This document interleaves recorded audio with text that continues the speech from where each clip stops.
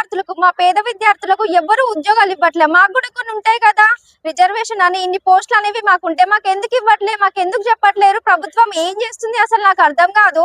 అంటే మేము ఇక్కడ ఉన్నాం కాబట్టి ఇక్కడే ఉండాలి, వీళ్ళకి ఎదగొద్దు అనేనా అనుకుంటున్నారు? ఇంతమంది ఉన్నారు చుట్టుపక్కల, ఒక్కొక్కరు బీటెక్లు చేసిర్రు, పీజీలు చేసిర్రు, ఖాళీగా ఉంటున్నారు. ఎందుకు ఉండాలి మేము ఖాళీగా? అంటే ఇక్కడ ఉండాలి. వీరు ఓహో వీళ్ళు ఈ క్యాస్ట్, వీళ్ళు ఇక్కడనే ఉండాలనే కదా మీ అభిప్రాయము? రేవంత్ రెడ్డి గారికి కానీ, మోదీ గారికి కానీ నేను ఒకటే చెప్పగలుగుతున్నా, మేము ఉన్నామని మమ్మల్ని గుర్తించండి. మేము ఓట్లు వేసాం కాబట్టి మీరు అక్కడ ఉన్నారు. ఇఫ్ మేము కానీ అనుకుంటే మీరు అక్కడ ఉండరు. ఇప్పుడు ఢిల్లీలో నీట్ పేపర్ లీక్ అని చాలా మంది విద్యార్థులు పోరాడుతున్నారు. ఏం చేస్తున్నారు మోదీ గారు? ఇన్స్టాలో ఏంటి రీల్ పెడుతున్నాడు. రీల్ మీరు పెట్టేది? బయటకు రండి, మీ తప్పేం లేకపోతే మీరు బయటకు వచ్చి మాట్లాడండి. మీరు ఏం చేస్తున్నారు? అట్లా పేపర్ లీక్ చేస్తారా? అంటే ఉన్నోళ్ళే చదువుకొని ఎంబీబీఎస్ చేయాలి, లేనోడు ఇక్కడనే ఉండాలనే కదా మీ అభిప్రాయము?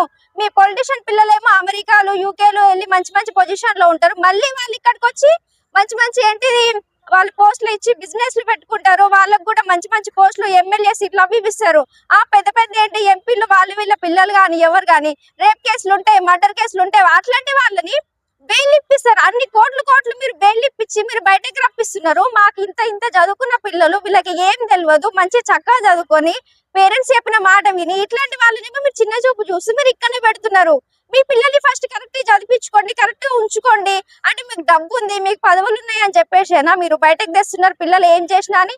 అది చాలా అస్సలు కరెక్ట్ కాదు. ఒకవేళ మేము మా యూత్ మా పిల్లలందరూ అనుకుంటే మాత్రం అది ఇంకా వేరేలా పోతుంది. మీరు ఆలోచించాల్సిన విషయం ఇది. మా జాబ్ల గురించి కానీ, పేపర్ లీక్ గురించి కానీ, అంటే పైసలు ఉన్నోడు వచ్చో 10 లక్షలు 20 లక్షలు ఇస్తాడు పేపర్ ఇయ్యు అనేసి, అంటే మీరు ఇస్తారు. దానికి వాల్యూ ఏముంది? మీ పదవికి వాల్యూ ఏముంది అక్కడ? నాకు అర్థం కాదు. మీరు ఉన్నది ఎందుకు?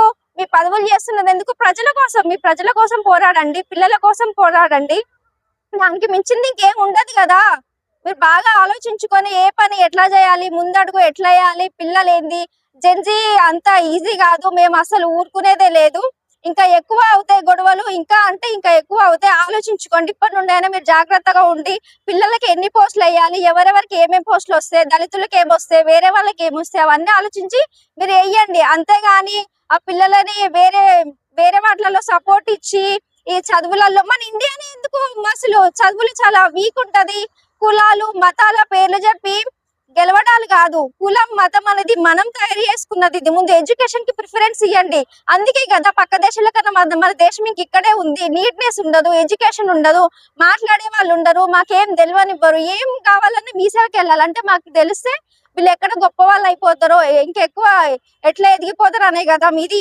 మేము అన్ని తెలుసుకుంటున్నాం. మేము పాతకాలం వాళ్ళు, మా పేరెంట్స్ కంటే తెలియదు, మాకు అన్ని తెలుసు కదా. మేము చదువుకున్నాం కదా, మేమేం చేయాలో మేము అది చేస్తాము. సో మీరు జాగ్రత్తగా ఉండి మమ్మల్ని ఎట్లా చూసుకోవాలో అట్లా చూసుకొని మాకు పోస్టులు ఇచ్చి పేపర్ లీక్లు ఇవన్నీ పిచ్చి పంచాయతీలు పెట్టుకోకుండా మంచిగా మీరు ఉండండి.